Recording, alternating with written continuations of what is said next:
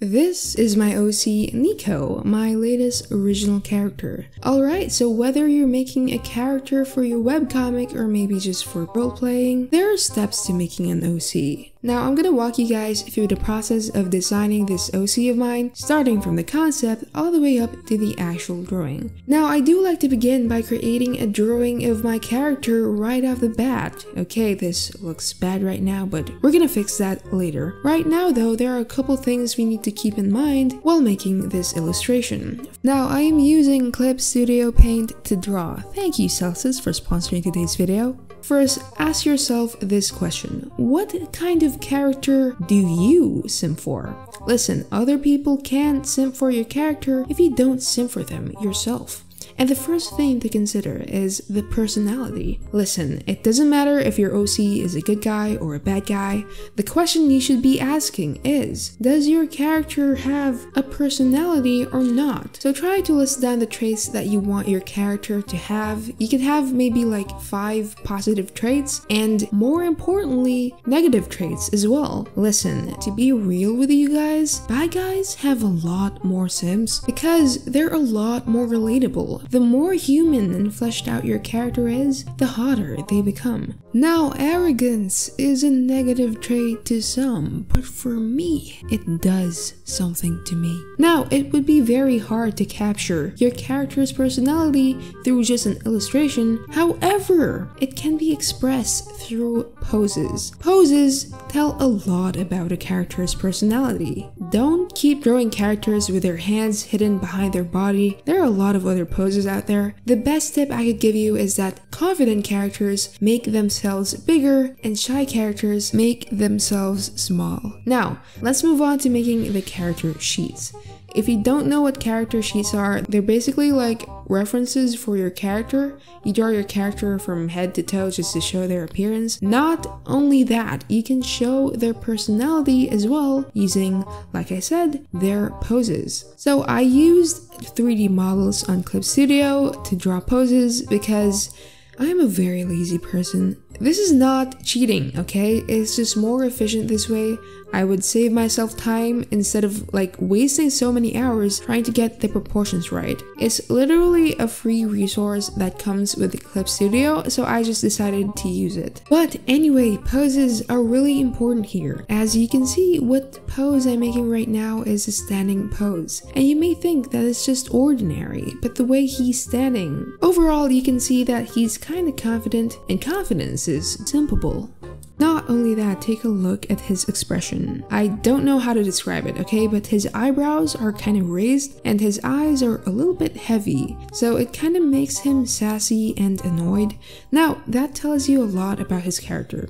He is probably rude and stuck up.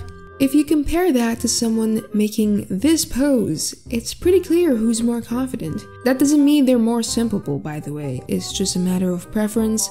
By the way, I did not make this pose, someone else actually made it, and I just downloaded it for free from the Clip Studio assets. There are a lot of free stuff on the asset store, by the way. But anyway, poses tell a lot about your character's personality. Just keep in mind what I said a while ago about poses. Again, the more extra a character is, the more they will try to flex, which means confident characters look confident and vice versa. Also, I made this quick pose just to show you guys another example. He's now sitting down in a chair, very sassy. Another thing is the body shape. I want to mention that I also customized his body to look like this. Someone actually made this tall guy physique and I just basically pasted it onto the model. So like 3D models are customizable, by the way. So if you want to draw a curvy anime girl or boy, just know that somewhere in the asset store, someone has already made that model for you. Next, you should find an aesthetic or a sort of vibe that your character carries. Are they supposed to be sweet and charming or absolutely dangerous? This has a lot to do with colors. You see, we associate so much stuff with colors. For example, red is often associated with danger and hotness. It's also a very eye-catching color, so whenever a character wears red, it's like they're saying, yeah, that's right, I know I'm hot and sexy. When your character wears flashy stuff, it sort of gives us a signal that this character is confident and bold and low-key attention-seeking. So the first thing you need to keep in mind is the color. So if you want to ask me, I love using slightly muted colors on the skin. They're sort of more desaturated and dark as opposed to those pastel-like colors. Because when I paint my characters with these colors, it's like they sort of look like zombies but like hot. But sometimes I like to switch it up and put warm colors just to create a sort of contrast. And I dig that so much. So I actually use blending modes to make that glow effect. Anyway, back to the colors. Now I usually just remember it in my head and just remake the colors each time. However, if you like being organized, you could make your own color palette. Also, did I mention that you don't even have to do this yourself? You could just steal other people's color palettes from the asset store. I mean, you have their consent, so it's technically not cheating. But anyway, work smarter, not harder, people. But this tab also allows you to make your own palette. Another thing is the clothing. To be really honest with you guys, hot characters are hot not because of their clothes, but because of the way they carry themselves. Clothing is just another way of expression. How are you gonna bring out your character's personality through your drawing? So for my character, I gave him the red suit. I made it red because, like I said, he's a flashy guy. And also to match with his eyes. So just a quick tip, when you're designing a character, just work with about 5 base colors. Putting too many colors on your character is honestly just messy. Instead, just work with a color scheme. The color wheel is super important for this. There are tons of ways to mix and match colors, but here are just a couple of examples to name a few. Also, I wanted to add like a sort of texture on the clothing, and I just downloaded it for free from the asset store and just pasted it right onto my drawing. I basically just converted the layer to multiply and just used the mesh transformation. And voila! Texture. So now let's move on to the illustration. Professionals call it concept art, so we're basically gonna call it that so I actually feel like I know what I'm doing. But this is basically the fun part of making an OC, because this way we get to actually draw our OC. To be real with you guys, this is the very first thing I did when I was trying to make my OC. First, I started with the sketch, and it was all just a bunch of experimentation. I was focused on drawing a hot face, but as I progressed more and more, I started to define his features. I wanted to change some things up, like the expression on his face, his hair, but basically I was starting to create a personality as I draw him, I guess. But I already had the color and vibe in mind. And then I just added more shading. So I use blending modes. Clip Studio has so many blending modes and I get confused sometimes. However, it's really useful if you want to change your coloring constantly. For example, I wanted to add this light to the side. It gives a more dramatic and mysterious effect. So I use the add glow effect to achieve that.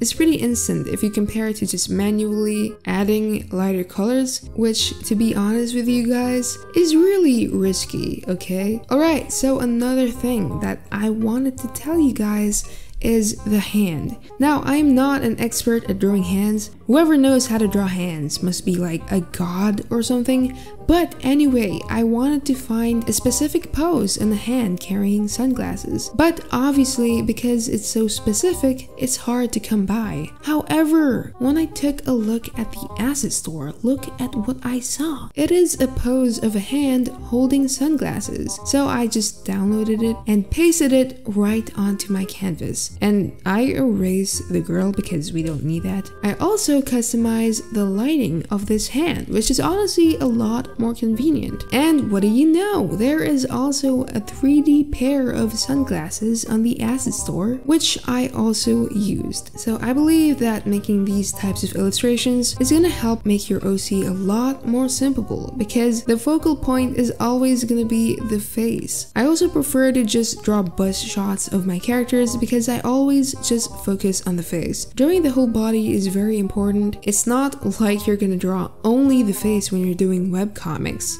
so just switch it up from time to time. So in summary, the secret to making your OC simpable is to give them a hot personality. You gotta give them flaws for Pete's sake, and then based on their personality, think of the colors, the clothing, the vibe that you want to go for, and just draw.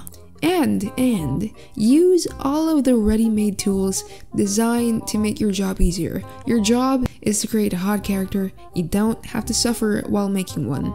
Thank you so much Clip Studio for sponsoring this video. Anyway, don't forget to like and subscribe and share this video to your friends if they also want to make a Simpable OC. Stay cool.